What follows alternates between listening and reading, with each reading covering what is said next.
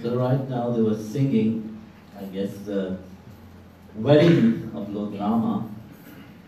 Actually, you see, before the wedding itself, there are lots of things which happened. It is, you see, Lord Rama's life, you have read, of course, most of you know about his life, how wonderful it is.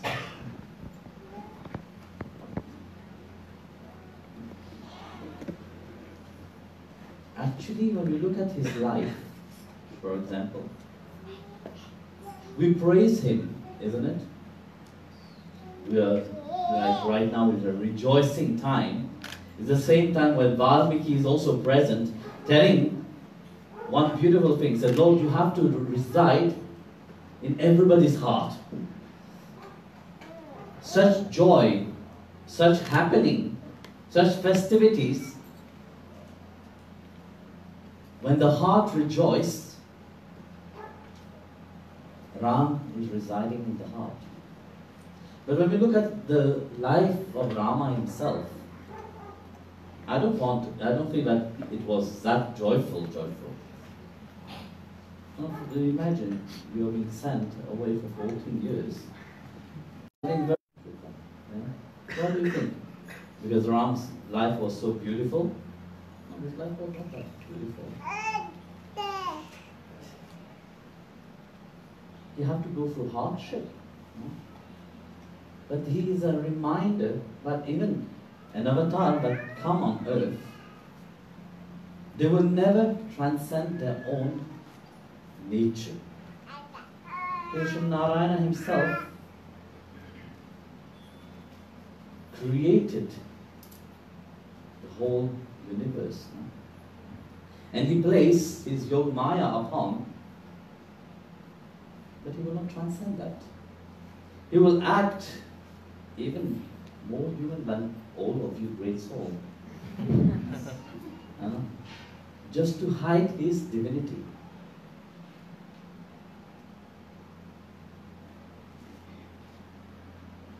How amazing is that?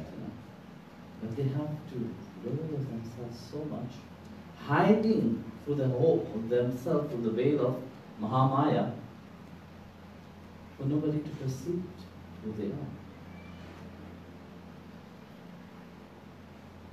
So that festivity of Ram's birth, wedding, later on coronation, is about reminding oneself of one life itself. How is our life? Our life is, we are joyful, we have ups and downs. But Rama have never, the difference between Rama and you people is that he have never deviated from his path. He have never, even in spite of so much trouble, he have keep on his dharma. And what we have come here for.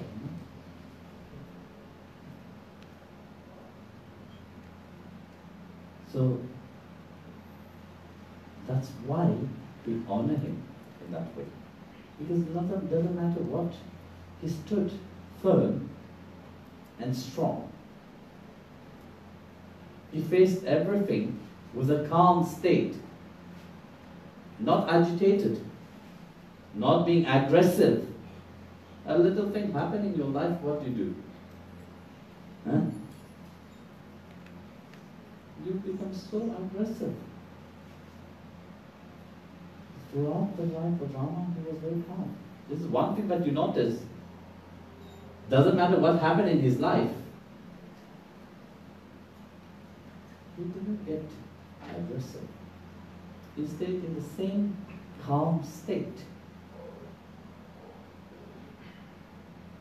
That's what made him great, actually.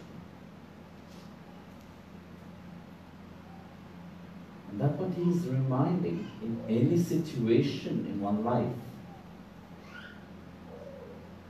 one must stay calm. Because you see, if something happened in your life, the solution is also there. But due to your blindness of not perceiving the solution which is in front of you, you become aggressive. And it is very quickly.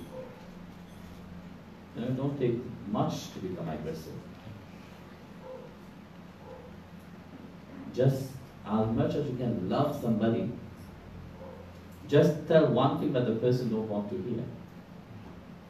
You will see how quickly you become aggressive. How quickly that love disappeared. Huh? Have you ever noticed that? Huh? I noticed that with my swamis also. They always want to hear nice things where they are not. Just tell them one thing that they don't want to hear. You see how aggressive they become.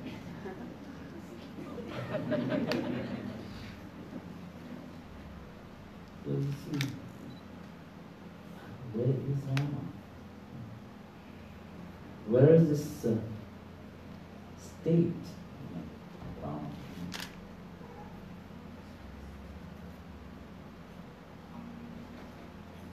Because everybody is so full with themselves. Like I said yesterday, we said, yes, we love God. We'll do everything to attain Him. Surrender to Him.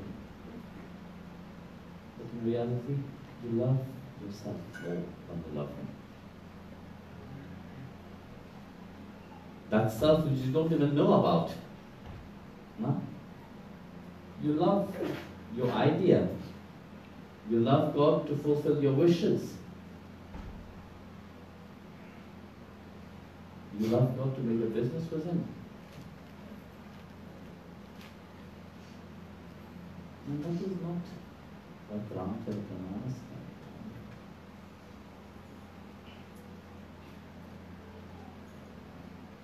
Ram stands for that state of awareness where you're fully absorbed within. That doesn't mean that you can't cry. He was crying when Lakshman was hit with the arrow.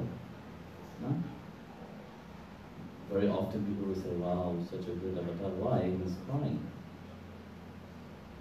Why is he expressing any emotion? But you never say that an avatar doesn't express emotion. But we are not attached to that. So these festivities, like right now they were singing. In the beginning they said, there's one word which I learned very much. Every day you say it, I've been listening to it. Pran Jani, Rachan na Jani. You know that very well, yes or no? All of you know about Purnamada. Probably you don't know that. You know or don't know?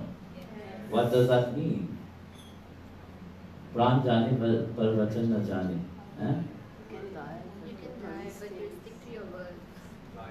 Your life may goes, but you should never let go of your words. Which means, whatever you have given your words for, stick to that word. Your life may be taken away.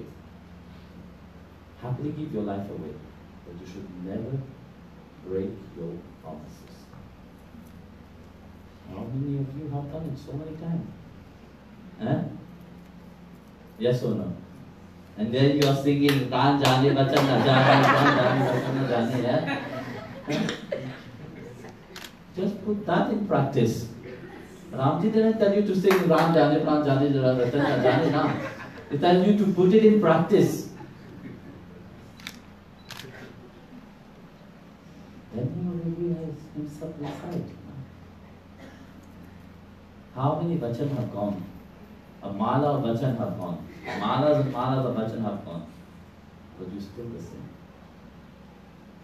same. You're still singing Ramayana every day. But you have not changed anything.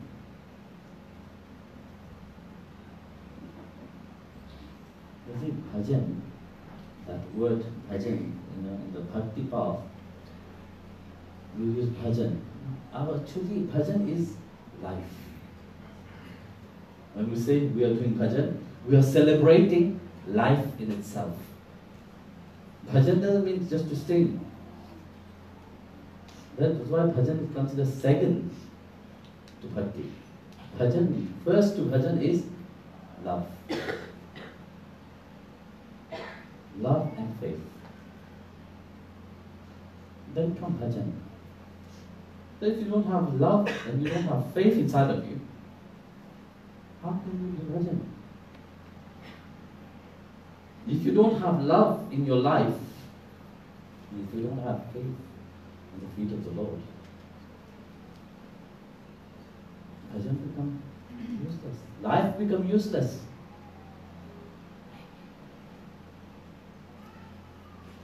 But those who realize that life itself is a service to Him, life takes another aspect.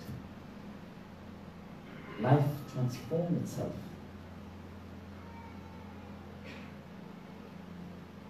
Then you find great joy, great happiness. And that is not to be understood with the mind. That's why you can read the whole Ramayana 100 times. It will not make any difference to you. You can sing it as the most beautiful melody you want, but it will not make any difference to you.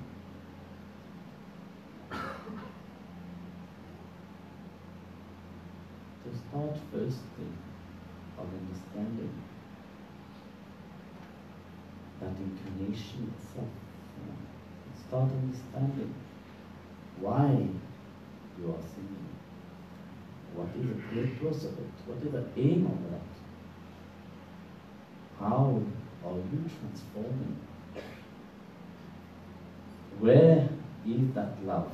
And I'm not talking about the love that you have between each another, because that I don't consider as love. That's pyar. That's why in Hindi we have two words, na? Pyar and prem. For Bhagwan you never say prem. Yeah, for Bhagwan you never say pyar. You always say prem. But for human, you say pyar. It is limited. And the bhakti path, when we talk about love, we're talking about a love which is transcending. Doesn't mean that you can't have a relationship, but knowing that that is not only, there is something beyond that. That both, even if you are together, you should achieve to the state of being, something which is eternal. If you have to be fulfilled,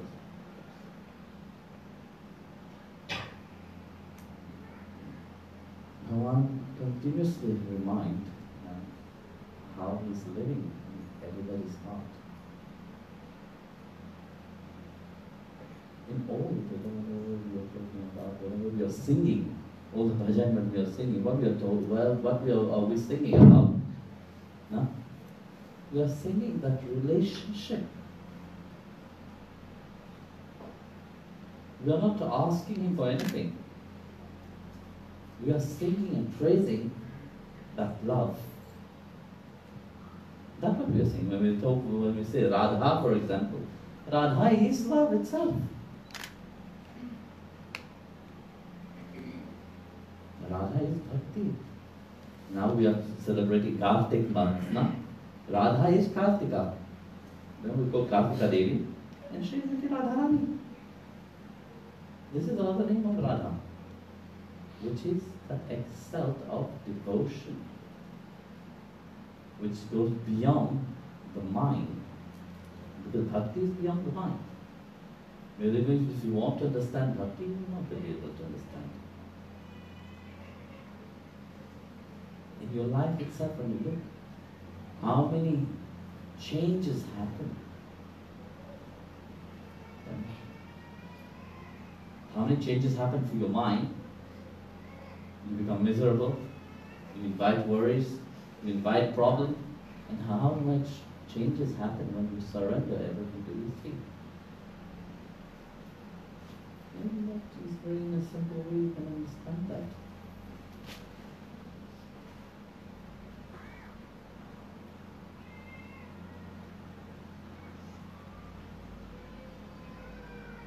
In chapter 11, verse 36, the Bhagavad Gita, Krishna said, whoever is meditating upon my name, my glory, my form, I am with them. But whoever is meditating on their problem, the word Mahamaya is with them also. And yet you are looking for solution. You don't find it like that.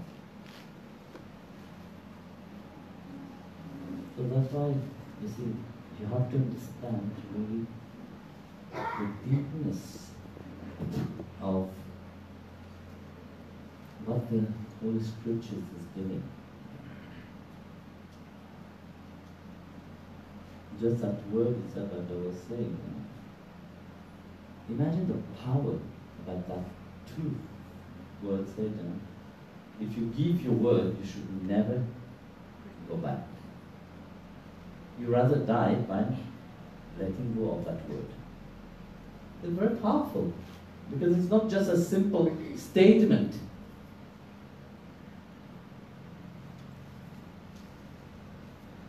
Why do you think that is there? At the beginning itself you sing it, no? It's a reminder of, again, you have come here, you have given your word to be here for a certain reason. And life is going. But if you have given your word for something, you must achieve it. And what have you given your word for? Why you have come here? Why are you here in this world?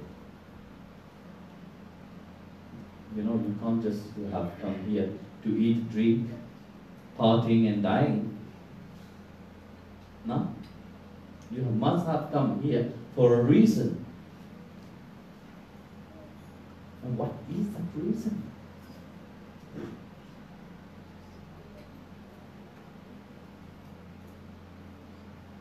To create problem? To fulfill your wishes? Huh? That is not life. But you have made that your life. That's why you say you rather die than not fulfilling that. But you are dying, but you are not even fulfilling. Crazy world, isn't it? Day by day you are dying, but that wish, that word which you have given to Him, you are not fulfilling it. That's why yesterday I was making a joke, I said, and yesterday the Satsang was very much of dead. And I said, when death come knocking at your door, you say, who are you? I said, I'm not. Oops, again I missed that. Again you are here. So last night, we were reading, with the Acharyas, we were reading while we were having dinner, we were reading about the Garuda Purana. And it is amazing. You see, you talk about a hell, which you have heard in your school or whatever, no? But if you hear the hell of Garuda, where he explained in detail what is hell, you would want to die. You will do everything to attain his feet. But to go there, very dangerous. The hell for the Christian hell is nothing compared to Hindu hell. God so merciful, He has created different hell for each people. Eh? That's what we think.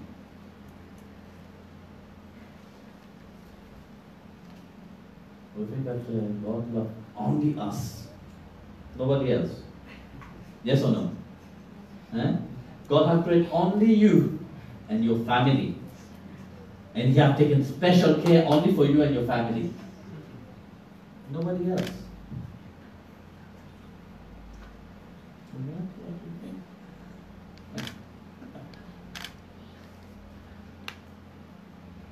He has created a demon which is in the Hindu demon, Christian demon, Islamic demon, different.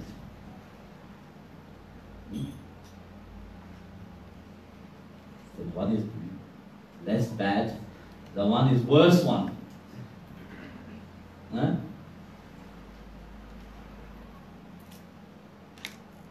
Which kind of demon do we have in Maurícias? The worst of all, probably, no? Yes or no? It must be a very bad one. Maybe in Europe they are less aggressive.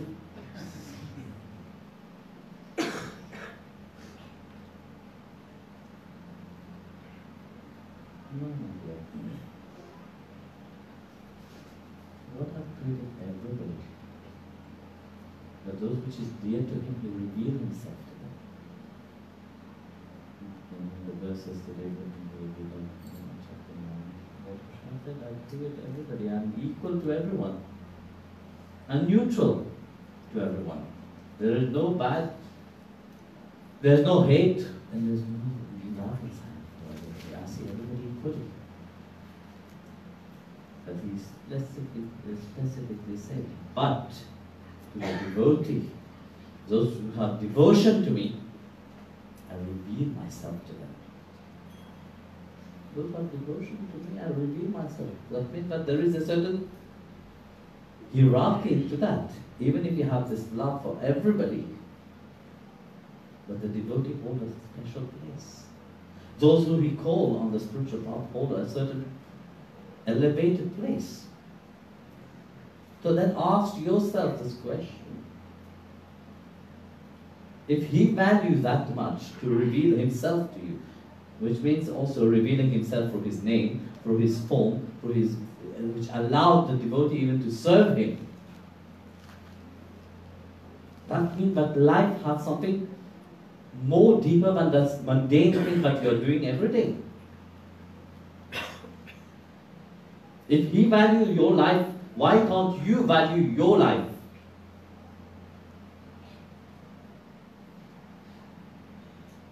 Why? Your life is not special to you? It is or not? Huh? Your life is very special to you. And your life is also very special to Him.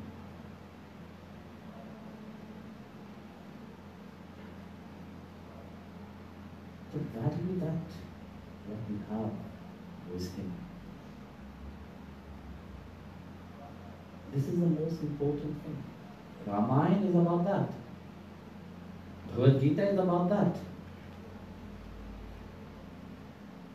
Why do you think, you see, our sages have wrote all this, you know?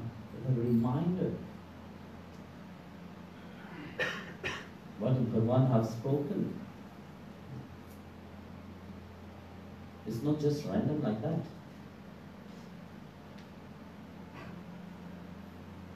Because you are dear to Him.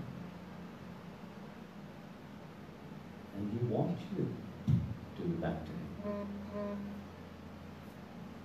If I will ask right now, do you want to go back to Him? I'm sure everybody will say yes, yes, yes. Really? Yes or no?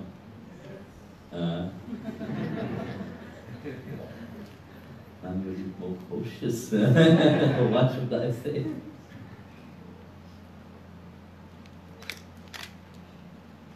Life is beautiful. And I see, you know, especially when you travel around, you see the difference between a devotee and a mundane people life. It's amazing. You know, we had 9 days of Navaratri. That joy that we had, isn't it? Yes. I don't know among you how many was in Navaratri. That joy that we had for 9 days, it's not just boring. You know, we were laughing because, of course, we do the prayer and everything. But we also rejoice. We were dancing. Everybody was happy. And that is bhajan. We are celebrating life itself. And it is not just a happiness that, yes, I am happy. No? The real happiness is when you forget about yourself completely. And during that time, you know, I was observing the people. They were truly rejoicing. They were truly happy. Not a happiness which say, yes, I'm happy, but what else? No. And I was joking, I was saying, you know, you have a prayer which is very straight, because I don't like doing prayer just quickly and whatever. So we had the prayer for Ma, you know, we had the yajna, we have abhishekam, and then we have Dhoop Aarti. And then when we do Dhoop Aarti, everybody was dancing. And there were some guests there. And I was wondering in their mind what must be going on. For sure they will be asking, what are they burning? See, the scenario is like this. The Dhoop Aarti is going on, everybody is dancing, jumping. I'm sure they were thinking they must be burning something. Then again, after the Dhoop Aarti, we do Aarti, normal. Then after the Aarti, again they are all dancing again. For 2-3 hours again. So every day was like this. If you never had the chance, then you should come. Because Maurícias, I don't know, it's really boring.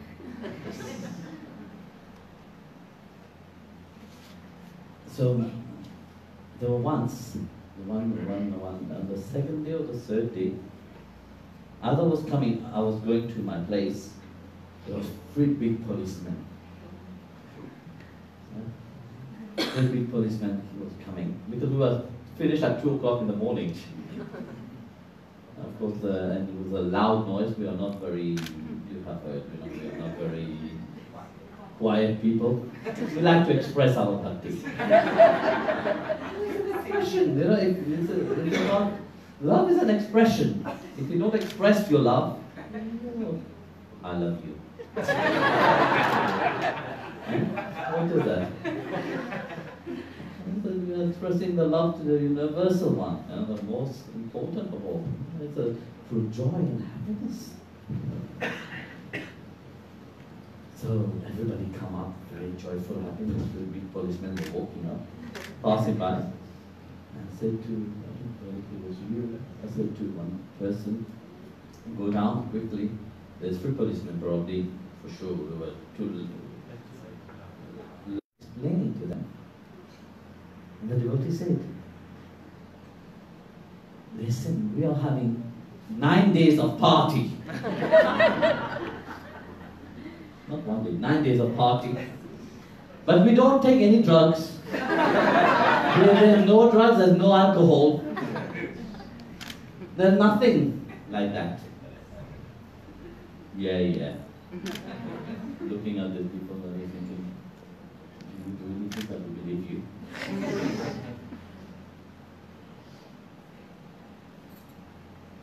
You see, in the mind of the mundane world people, Happiness means something. Yeah. You must take, especially in Europe, you know, like, no, Europe, here also. If you are having party, what should have? Alcohol, yeah? Meat, cigarette, dajan, Gajak. the same, no? And the same thing in the mind of everybody. You know, if you're having party, there must be that. But how can you be in such a joy without all these things? There's nothing greater than all the drugs. That is his love. You know, when yesterday I was talking about Uddhava, when Lord Krishna, he could not understand why Krishna is always thinking about the gopi and how great is the gopi. He sent him to Vrindavan. And he saw them, and he said, wow, these people are very simple people. And he wanted to teach them. And he called all the gopis. I said, I'll teach you. But before he started teaching, the gopis asked him one question. He said, listen, you want to teach us? Yes or no? Yes. But to be taught, you must have a mind, no? Then they ask him, how many mind do you have? How many mind do you have? Thanks a lot, there's only one. One mind. But then they said, listen, your rascal friend have taken that mind away. How do you want us to learn about all the scriptures thing? At that moment you realize that how elevated this simple gopis were. But nothing mattered to them. Nothing. Only thing that mattered to them is to please Krishna. In whatever they do was only for the pleasure of Krishna. If the Lord himself don't reveal to these people, to whom shall he reveal? Krishna said to the gopis, even if all the scripture will be given to you, it will not make any sense to all of you. Because that path of yoga, dhyan, gyan, all this, you have already done it before.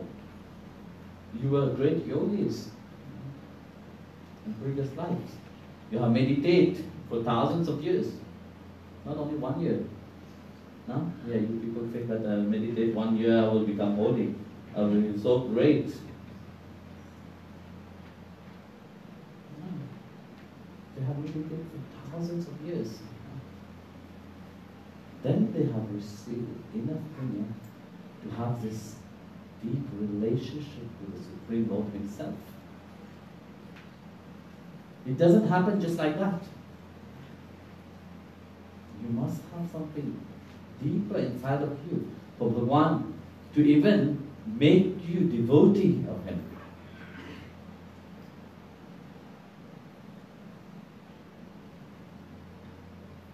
So,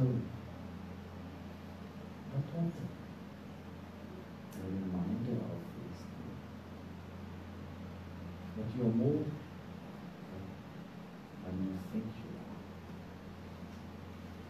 are. But you should take some time from your daily life.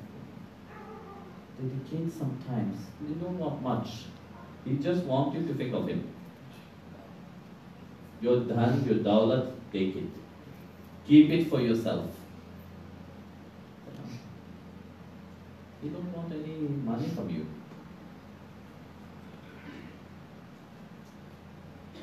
He wants only one thing, that you think of him. There's this beautiful devotee of Sri Ramakrishna. Once there was this Chandra Ghosh. This man was a very stubborn person. He never wanted to take initiation from anybody. You know, Bengali are very strong-minded people, very stubborn. So Sri Ramakrishna was there, and he was always giving a discourse. After some time of listening, he said, okay, maybe I should ask him for some advice. So he went and asked him for some advice. So Ramakrishna gave him some advice, and Ramakrishna became fond of him, very dear to him. And he also became very dear to Ramakrishna.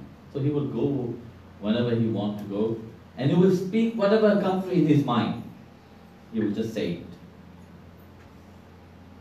Of course, Ramakrishna would not get angry or anything. So one fine day he said to him, listen, if you want really to change your life, you must really discipline yourself a little bit. And he was thinking, me discipline? Not possible. I can't be disciplined. So then he said, fine, I will try. Just advise me, what should I do? So he said to him, do one thing. Think of God 2 times a day. In the morning and in the evening. He said, oh, that's easy.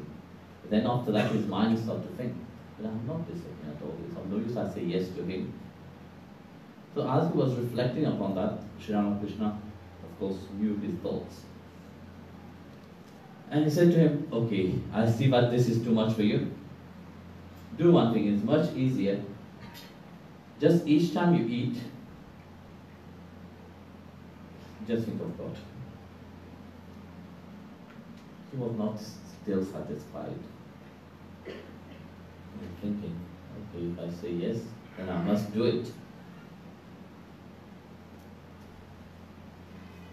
He was thinking again, how should I say yes or I should say no? Maybe when somebody gave the promise to the Guru, they must really do it, not like you all. If you someone promise you should do your japa and everything, you don't even do anything. So, what did he say? Again, Ramakrishna said, listen, I see that you don't, you are not too satisfied. Yes, I can't do that also. Then Ramakrishna said to him, if you can't do all this, give me ownership of yourself. Which means, I'll take charge of your spiritual practices, I will take charge of your spiritual growth. And he said, yeah, that's a good thing. And imagine tomorrow somebody will come and tell you, you stop eating, I will eat for you. Would you be happy or not? You waste so much time in eating. Eh? You know how much time you waste by eating? 1 hour lunchtime, 1 hour in the evening. Out of the 24 hours, 2 hours is gone. That's a lot, eh? So somebody will come and tell you that, you'll be happy. Yes or no? You're so busy people, So that 2 hours can save you a lot of things. You can make some money, more money.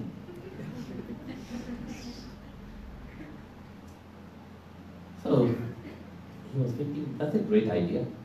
I said, yes, I accept, but you take ownership of me and you do everything for my spiritual growth, so I don't need to do anything. Krishna was great. So life carries on like that, became very joyful and happy. So one fine day, he was He had an argument with somebody. He said, no, I don't want this me, I like something else. And Ramakrishna was next to him and said, hey, what are you saying? You have given me ownership of yourself. What are you talking about? I, mine. There's nothing which is yours. There's nothing which is mine. It is only the Guru and God. It's all His. How can you claim that it is you, that is yours, that is mine? You have given ownership.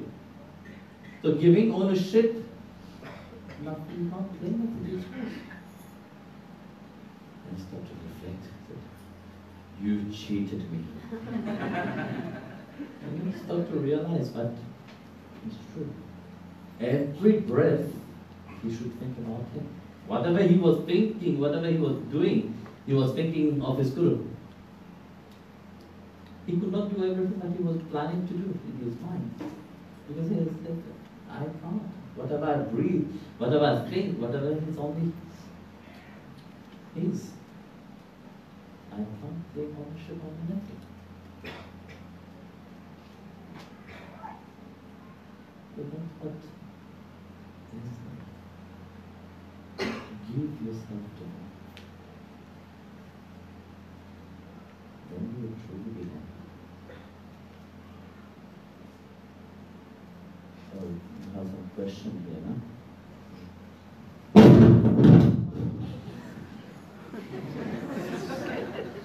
Give it.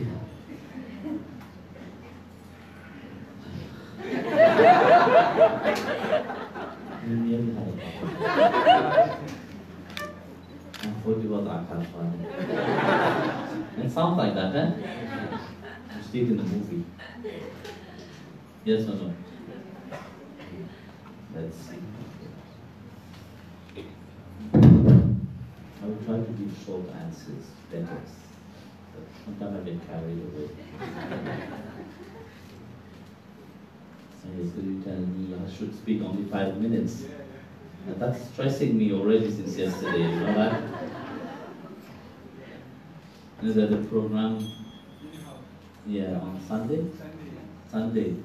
And they're saying I have to talk only 5 minutes. 5 minutes will say, hello, hi, finished. But that would take only 5 minutes.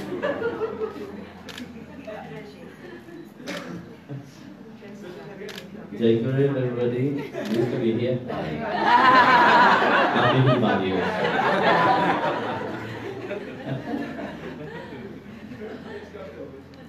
Sorry?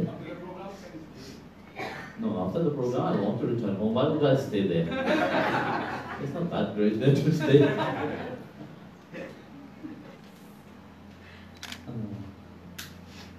Okay, I'll try. Relax.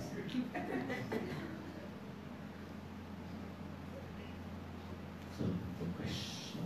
How to be sincere on the spiritual path in the period of time when we don't feel anything in the heart and can't even pray sincerely from the heart for a change, how to get out of the shallowness? What is the question actually? You see, if your prayer will be truly from the heart, firstly, you can't lose it. This you have to understand. Once you have got really to the heart level, you don't lose it. Because that prayer have never been into the heart firstly. It have been always from the mind. That's why you keep losing it. You may say, yes, I feel it. You feel it only according to what you want to feel. Because once you have really felt bhakti inside of you, once you have really felt love inside of you, it doesn't go away. Because you have not felt it ever, that's why you keep coming on that same cycle of birth and death. Just one time, if you will feel bliss inside of you, everything will be erased. You imagine that? And yet, when you are talking about love, you think, yes, I am in love. Huh? And then 1 year later, who is that person now again? I don't remember. So,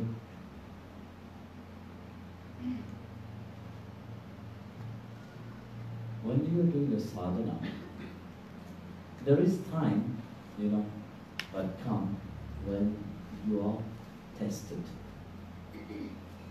And during the time of test, of course, you will feel far away from everything. But it is this time that you should truly dedicate even much more time in doing your spiritual practices. What normal people do? No, I'm not feeling right now, I will not do it. No? I don't feel to pray. I will not do it. I don't feel to do my kriya today. I will not do it. My heart don't tell me, I feel heavy heart. Yes or no? I will not do it. It's an excuse that you give to yourself. And through that excuse that you give to yourself, you become lazy afterwards. The same thing will be tomorrow. The same thing will be the day after tomorrow. Because you have already stepped into that laziness of not doing your sadhana. In reality, you should do more. Whenever you don't perceive that feeling inside of you, you see that your mind is drifting around, you should do everything to bring that mind into its right direction. Which means intensify your sadhana. When you were doing 16 japam, 16 mala, every day, I guess you do it, huh? Yes. Huh? But when you feel that you don't feel anything from your heart, you don't feel like praying, you don't feel like that, you should intensify your mala. In place of doing 16 rounds, you should do 32 rounds. See, now you're not laughing, eh?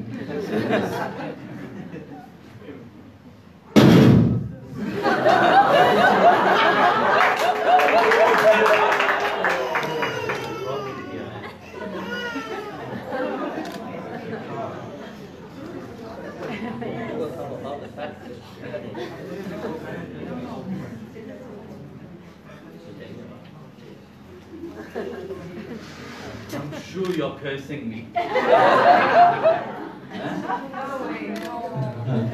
Someone saying, what is he talking about? When will he finish that we can go home?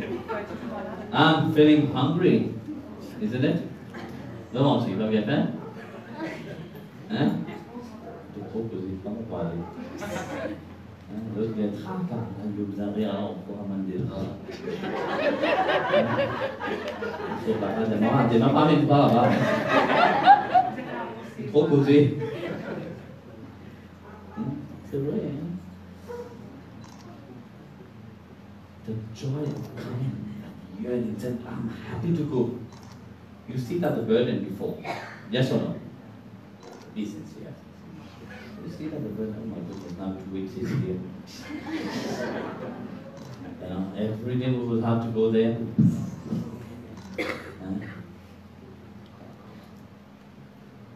Comment tu es? Tu travail, retourner du travail, fatigué, d'avoir bronzé. Hein? Fort loin, hein? Non, non, non.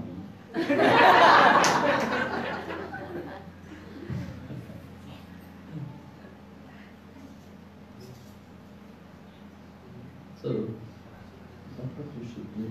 You should intensify your sadhana much more.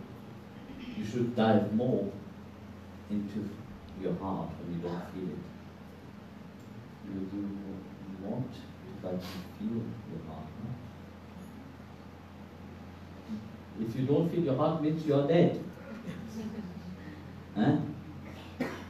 And if you are dead, how come you're still walking and thinking and doing so many things?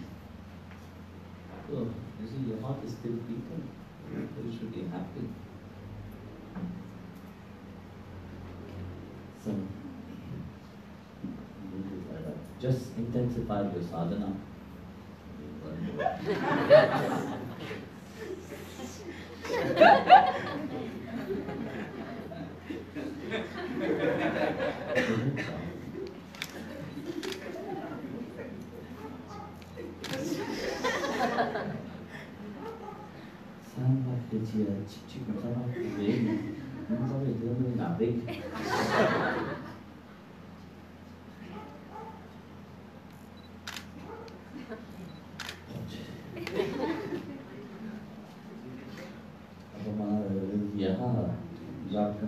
Prescription.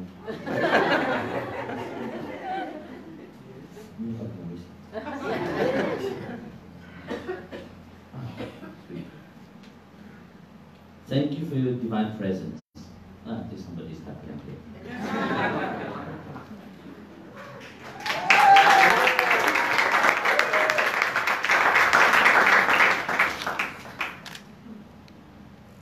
While doing sadhana, mantra chanting, I felt a huge electric charge from my belly to my head. That's good. Sure, it's your belly or your spine? Huh? Probably it is from the spine. This is where the energy field travels, you know. But of course, as it can happen in the that happen also in the belly. What is this? I see things and hear things. Very good, actually. But don't hang on these things that you see and you hear. Who wrote this? Nobody? I think it was from the spirit world. Yesterday we were talking so much about the dead, they even wrote to me a letter. I always love that part, you know. Whenever I get questioned, and I ask, where the person disappeared.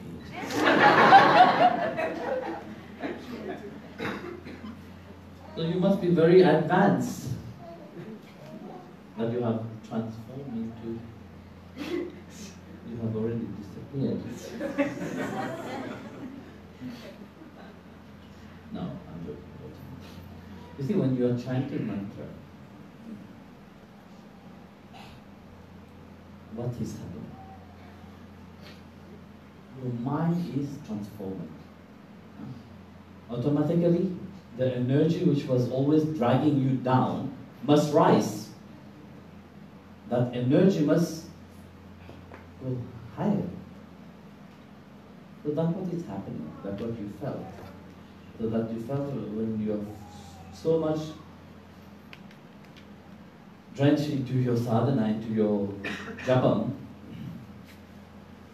that divinity is awakening inside of you. Which means the mind is transforming from running outside, firstly, start to run inside. So when the mind starts running inside, the mind which were running towards the senses start running towards the divine being. So that mind itself starts transforming. I said earlier, you have only one mind. No? So that one mind, when it's focused outside, like Lord Krishna said,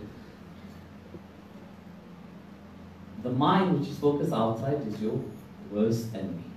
But the mind which is under control, the mind which is focused on the lotus feet of the Lord is your best friend. So the transforming of that between that mind which is your enemy and the mind which is your best friend, that is your spiritual journey. When you are doing japam, that's what is happening. That mind is becoming divinizing. You are divinizing the mind itself. So the mind is becoming divine. So when the mind becomes divine, of course, divine qualities, because inside you have all the potency of the divine. You have all the potential, how the qualities of the divine is also embedded inside of you. So this get awakened. But this is not the aim. Like you said in the question, you see things and you hear things. Of course, many gifts will be awakened. But you should not hold upon this gift. Because if you hold upon this gift, you will lose the most precious. Because when this gift awake, pride also will awake. Because you have not yet fully transcended the mind. Don't forget about that. The mind is still in the process of transforming itself. So which means it is still very active. So that part which is last to disappear is that pride and ego. So when that, if you hold upon these qualities, then you will jump into pride and ego. Then you lose everything. Forget about hearing, seeing. You lose the most precious of all, which you have to attain this state. Because you see, bhakti mukti, we talk about bhakti mukti, these are like two witches. You know, in the bhakti path, we don't talk about mukti. Mukti is only his feet.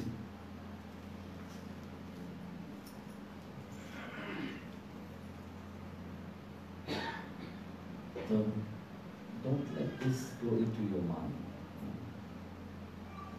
Always focus upon your japa. And always focus upon the Lord's feet.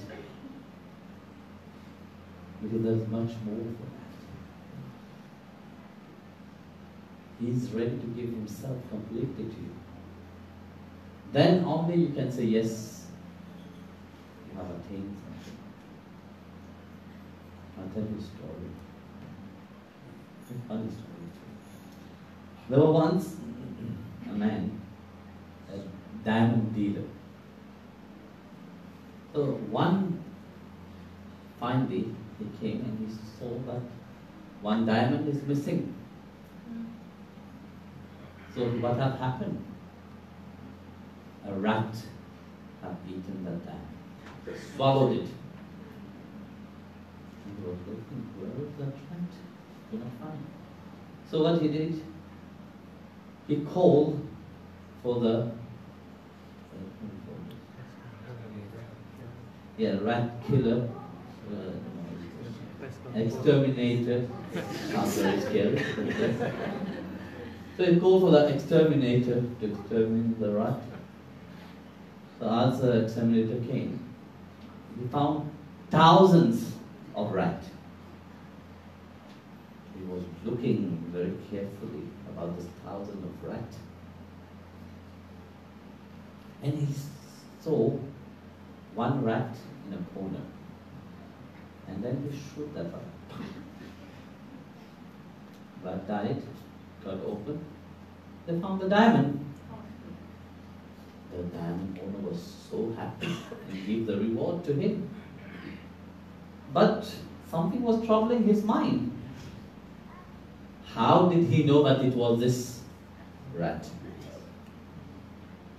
Then he asked. He asked the diamond. I said, well, you see, when an idiot becomes rich, he always excludes himself.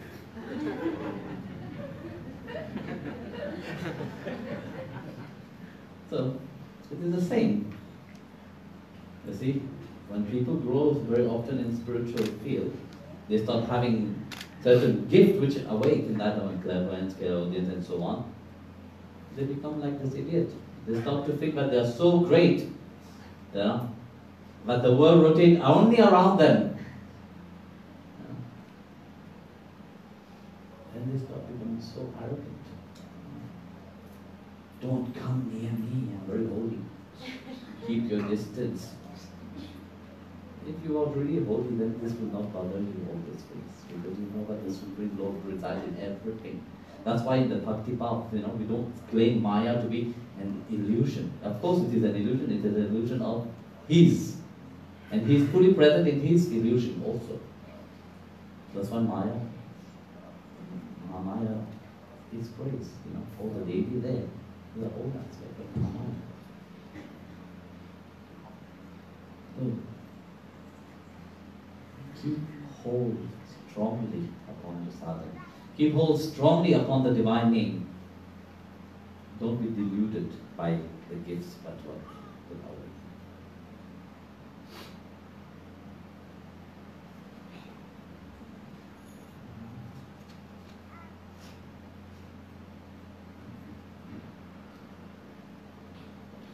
Pourquoi devons-nous plus...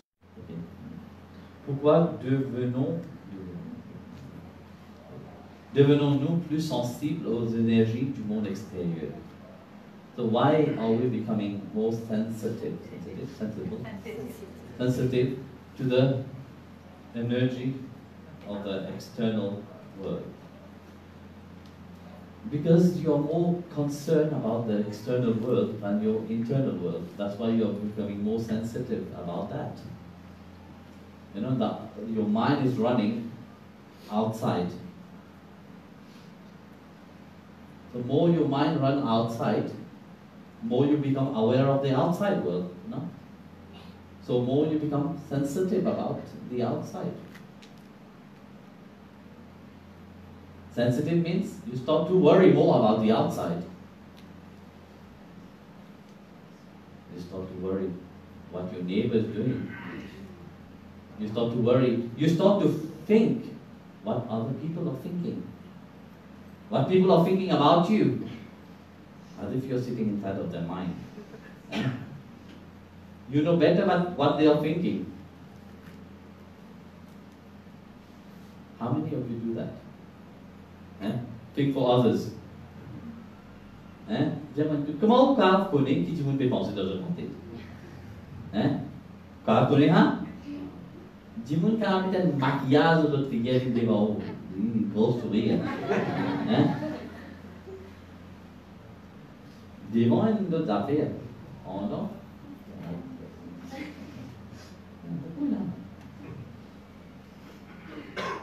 You understand? Ça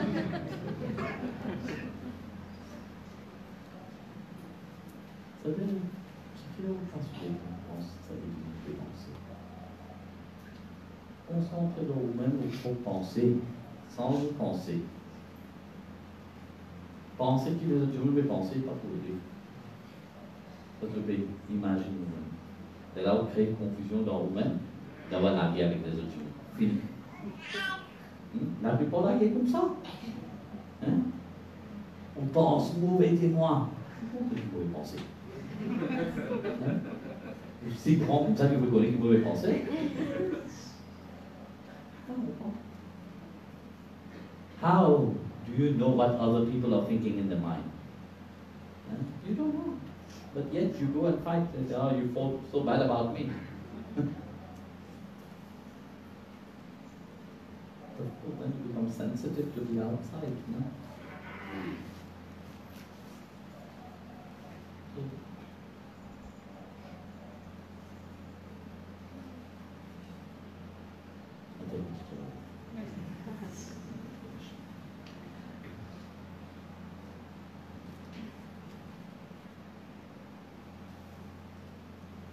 It was in a village, a small village, and there was a very learned young fellow. So that young fellow, he thought that he's superior to everybody in the village. He was looking very down to everybody. Because he was very scholarly, very knowledgeable. So one fine day, he went walking in the farm. As he was walking through the farm, he sat down under a mango tree. So as he sat down under the mango tree, he started observing. He's looking at all the raw mango on the tree. The mango tree was full with mangoes. He was observing this mango tree. And then something caught his attention in the nearby field. He saw some creepers and pumpkin, a big pumpkin. And he started to think, there is a mistake in God's creation. got to think that while God was creating, He should have think properly. Such a huge mango tree, how small mango. Yeah?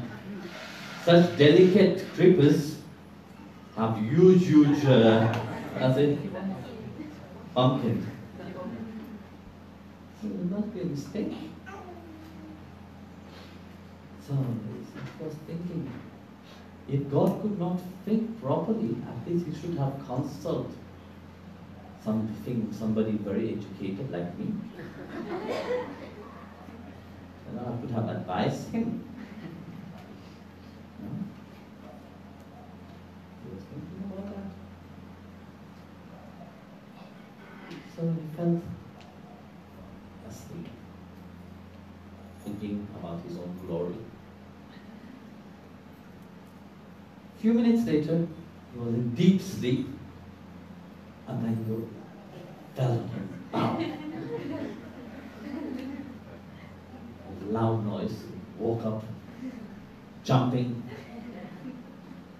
He looked in front. He saw the nearby field, the big pumpkin. He come to the realization that imagine if a pumpkin would have fallen on my head. I would be already dead. Prabhu, forgive me, Lord. And you are perfect in your creation.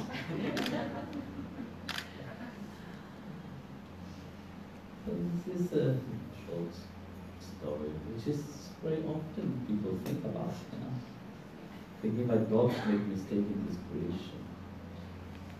But in reality, God doesn't make mistake in this creation. He created everything and everyone unique and perfect. It's due to you not being able to accept yourself. That's why you see the imperfection. Because you are looking at that imperfection inside of you, that's why you see the world also in an imperfection way. Vous disiez travailler à vous parler. Vous avez oublié. Restitué. J'ai goûté.